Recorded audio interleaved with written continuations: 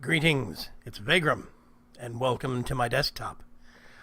I have here basically the folder that I standardly operate in. Let's do... Actually, I'm going to go into this one.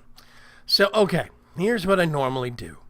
There's been question about how I work and how I record, so I thought I would answer those questions. Well, I use a program now called Bandicam. I used to use a program called DxTory, because DxTory was the only program I could find that would record in separate audio tracks for microphone audio and game audio, and that was a big deal. But the developer for DxTory has stopped putting out updates for the software as of probably like August or September of last year.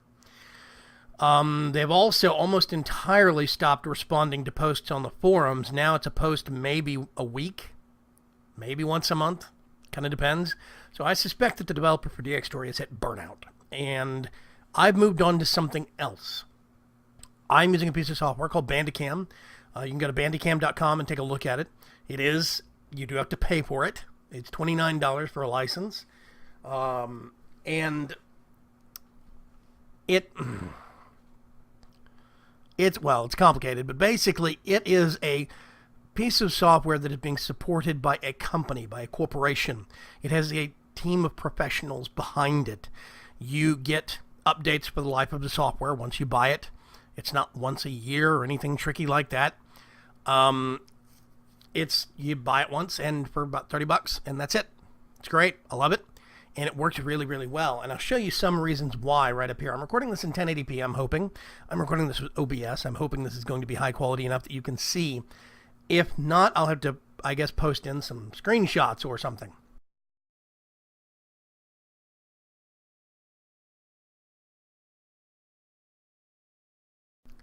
Basically what we have here is Bandicam. This is the main window. Yes, Raz. And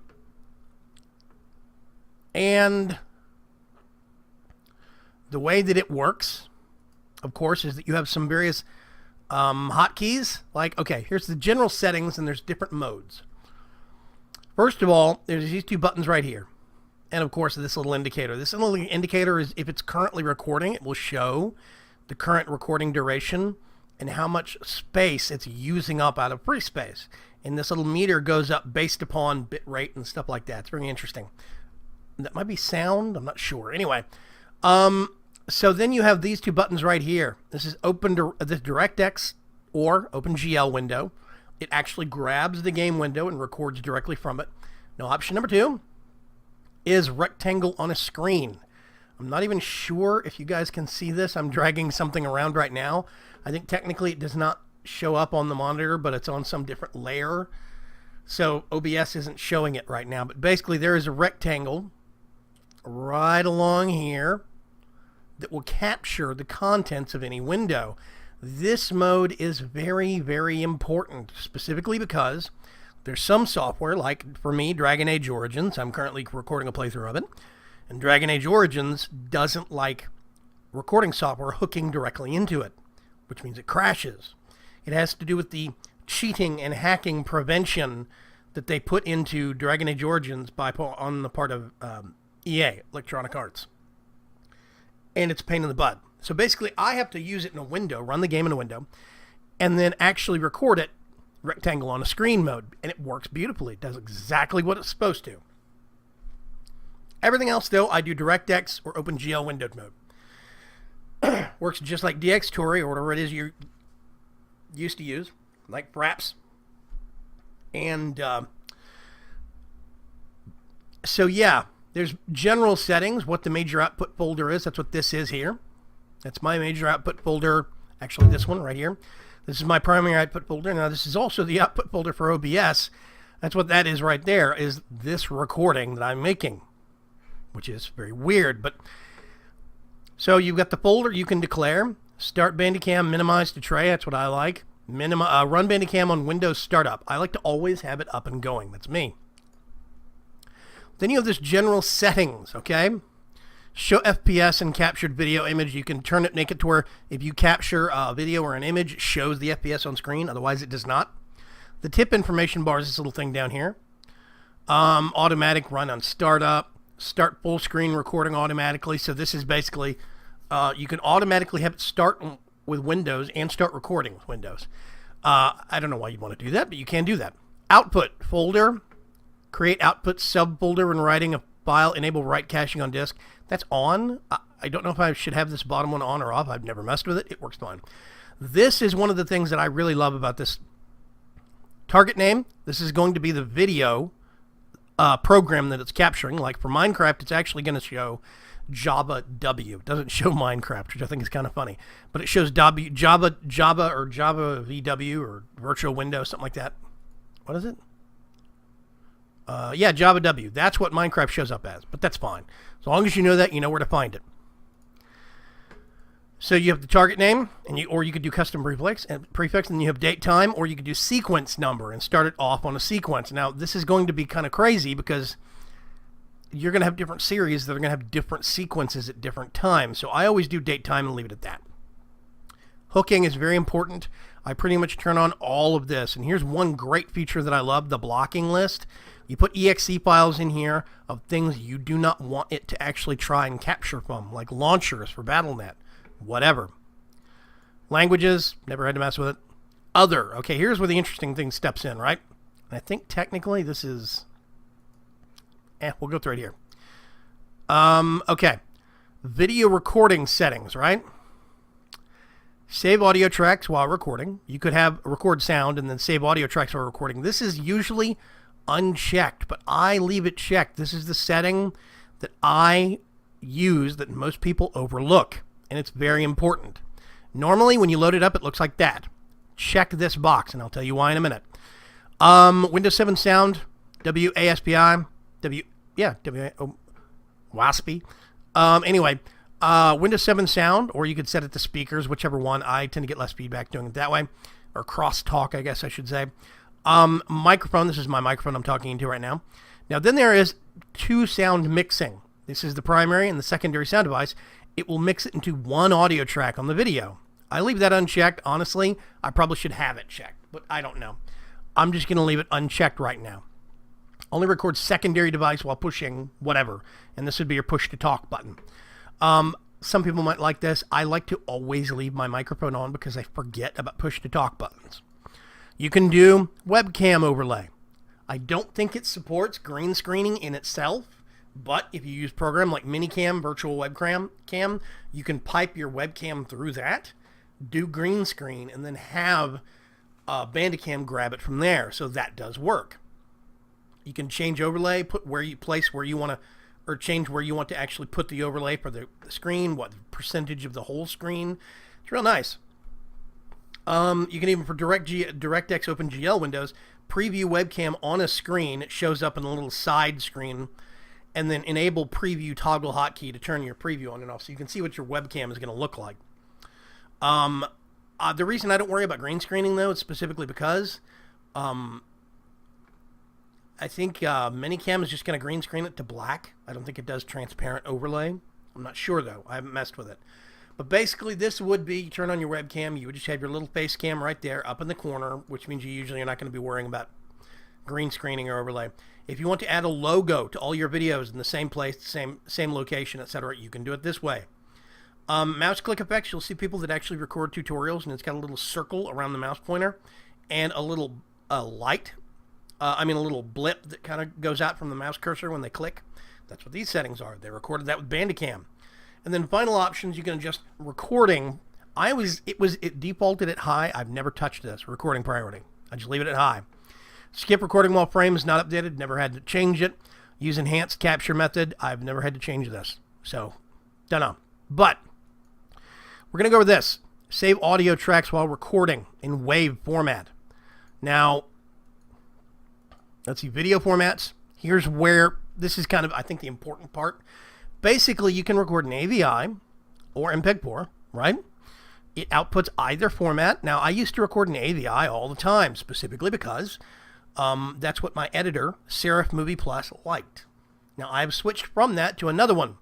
This one right here, which is Magic's Movie Edit Pro 2015 Plus. I got it on Steam for $60. It's really good software. But that's going to be in another tutorial video. So you set your quality. I have my codec set for, instead of just standard MP4, I have it set for NVIDIA. So I'm using my video card. Now, I did AVI. There's a whole bunch of other ones, external codecs. There's Motion, JPEG, XVID, all sorts of things. But I'm doing MPEG, which means basically I've got two options.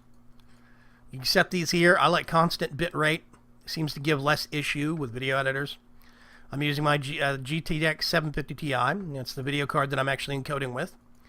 Various settings to make sure that my video editor and YouTube don't hate it. Now the audio, if you set it to MPEG-4 like I do, then there's AAC. I do 192 kilobits specifically because that gives a little bit more tone to my voice. I think it makes things sound a little better. Frequency, I would set it at 48 kilohertz specifically because that's the top end where my video editor stops, and that gives it the least amount of problems and it's also what our Audacity deals with quite well. So basically, I have everything at 48 kilohertz on the same thing. If you have one thing that records at 44.1, and then everything else processes it, it's going to come out funny because the audio is at a different speed, quote unquote. Now, I could set this to stereo. I've considered doing it, but there's no real benefit to it because my mic is mono. So I was leave it on mono. It also means it's easier to differentiate the tracks in editing later, and I'll tell you about that. So basically, I leave mine at MPEG, MP4, AAC codec, 192, 48 kilohertz, right? Then you go in here and you make sure save audio tracks while recording as a .wav. It always gives you .wav. No matter what you do here, okay, these settings, whatever those are, after you have the recording started and then stopped, it will always give you these as a WAV file. So, let's minimize Bandicam. I'm going to go into, this is episode 2 of Green Skies. It has already been edited and aired. There's no spoilers here. I'm looking at the files. So basically, normally what I would have is those 3 files, right? This one, this extra one, wouldn't exist. I'm even going to erase it. This is the game audio, and this is my voice audio. Now what I do is I open up Audacity. I'm going to get this one, drop it in there, importing WaveX. There's audio. And because I left my microphone in mono, I automatically know that's game audio, it's stereo. If I put this in and it shows up as mono, I know it's my microphone, and there it is. That's easy. 48 kilohertz stereo, 48 kilohertz mono, works great. Now the first thing I'm going to do, let's move the audio to, let's say, here. Okay. Welcome back to another episode of Skyblock. Okay, first problem is that the actual game audio is always recorded at a much higher volume than my microphone audio. It's just a thing. So basically what I do first thing is I just double click on this right here, the gain meter, and I do -8. Everything I do, I drop the gain by 8. This lowers the volume. It makes it much more... An intro, so I'm going to mute you so I won't hear anything you're saying. Okay. Not quite as overbearing. Now, step number 2.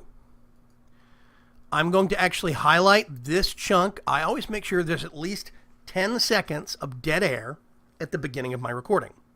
So every single recording, I give 5 to 10 seconds, at least 5 seconds, usually 10.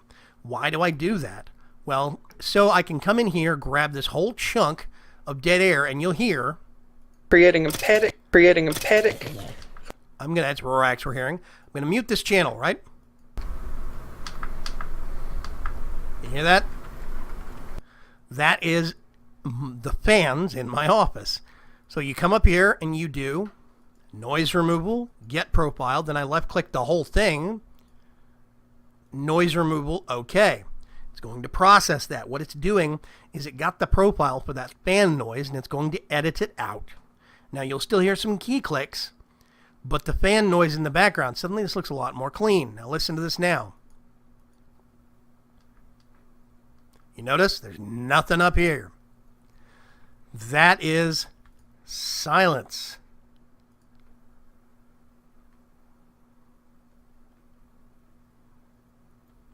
Wait for it. Welcome back to another episode of Skyblock. This is episode 2. So now we actually have cleaned up audio from my microphone. We come back here. I'm going to unmute this. I've lowered this by 8. Now what I'm going to also do is keep it selected and do auto duck. I've gone over a tutorial about this before, but basically what I do, I've lowered this, is defaults to half, 0.5 right here. This will be 0.5, this will be 0.5, everything else changes, stays the same.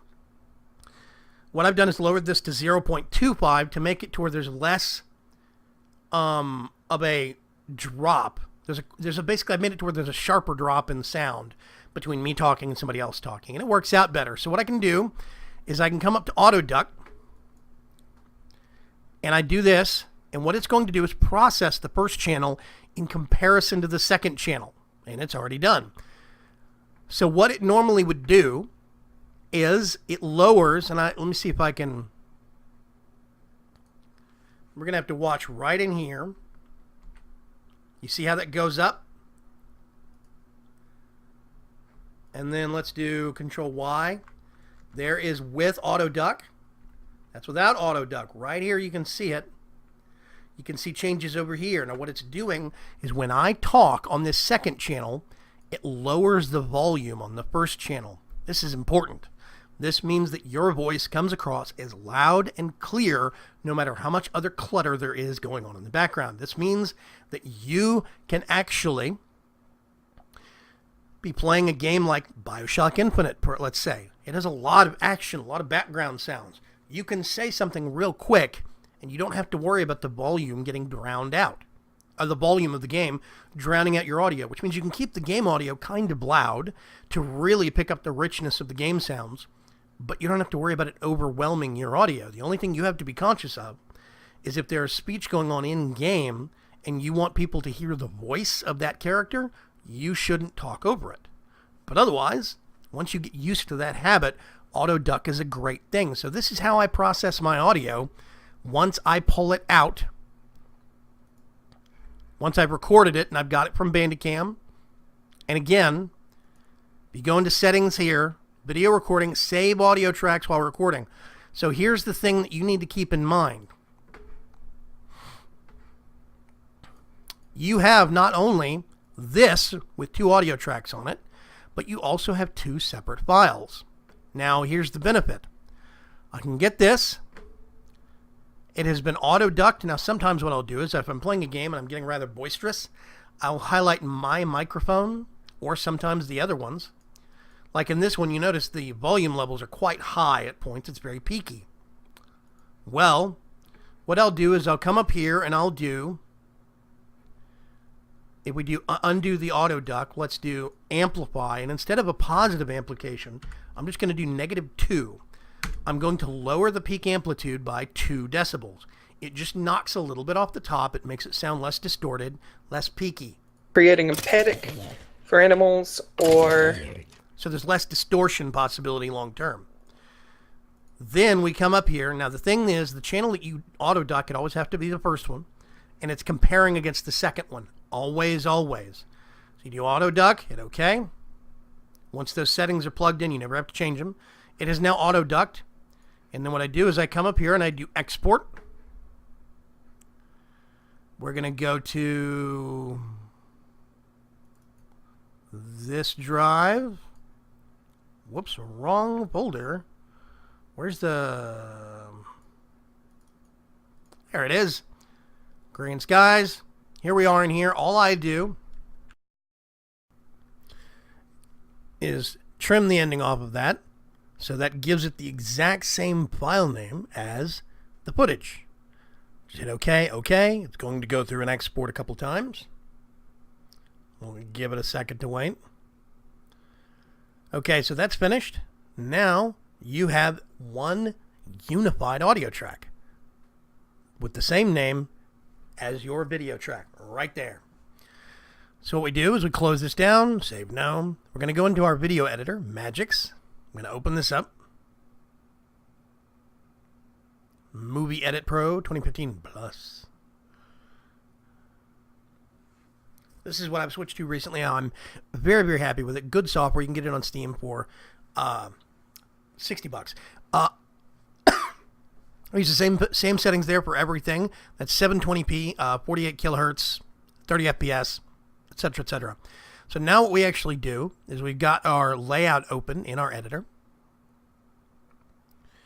We can go and grab our footage and just drop it onto the timeline.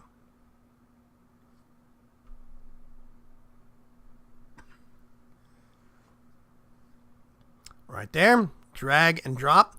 That's going to calculate for a second. You'll see that bar filling across the bottom. That is it calculating specifically the audio graph that goes across the bottom. Now if you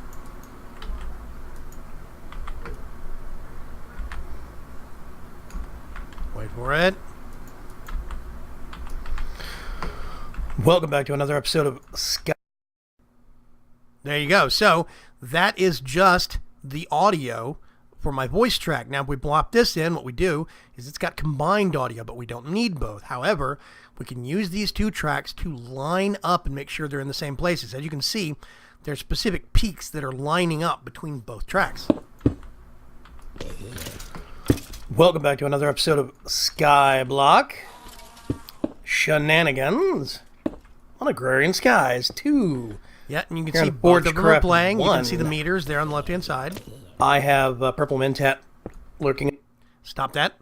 So what I do is I go up here on the top track and I mute the audio now because I don't need it anymore. I have the total audio down there. I just use it initially for lineup to make sure everything is on time. That's how I make sure the audio is lining up. You called my name and then I replied with the wrong push-to-talk button. What's up? One sec. I'm good, Metabase. I got a full stack. Alright, I was shooting ramen. I have not... And there you go. That's basically the steps that I go through on a regular basis to actually edit my audio. The whole process of running it through Audacity, because I have those two separate files, means that you can give a much better audio quality to your viewers. You can use AutoDuck to make sure that you don't lose some of the richness of sound of the game you're playing, but that richness of sound doesn't overwhelm you completely. I've been very happy with Bandicam so far. It has served me very, very well. Once in a while, I have noticed that I'll do a test record before, and the test record, the audio comes out slow for some reason. So basically what I've started doing is I shut down Bandicam at night when I'm going to bed because I leave my computer running, and I start it back up in the morning. What this means is that every time I'm actually getting ready to record, it's kind of freshly started up. It is ready to go. I have no problems. It gives me great quality footage, and there's a lot of settings. You can go in there and adjust location of where you can put your FPS on screen. You know, if you like to change what corner it shows in. You can even go down to the About tab and actually update the software. They update it very regularly. It handles video settings, but I pretty much leave all my video settings on the same thing all the time to alleviate confusion, so I don't actually switch it to a lower quality for Minecraft and a higher quality for Bioshock, then accidentally leave it too low for Minecraft. So yeah, make sure also that you, it's going to take some fine tuning for everybody and some tweaking to get the settings that you actually like. But, you know, just play with it. See if you like it. See what you think about the overall settings. Also, make sure you go to the About tab and check for updates regularly. I say this specifically because they will update at least once a week sometimes. In the last month, there's been like 3 or 4 updates, and they've been really big bug fix and modern game compatibility updates. So, stay on top of it. I'm hoping this video is going to be useful for everybody. If it is, please make sure and give it a thumbs up. Let me know, and I'll talk to you folks later. Bye.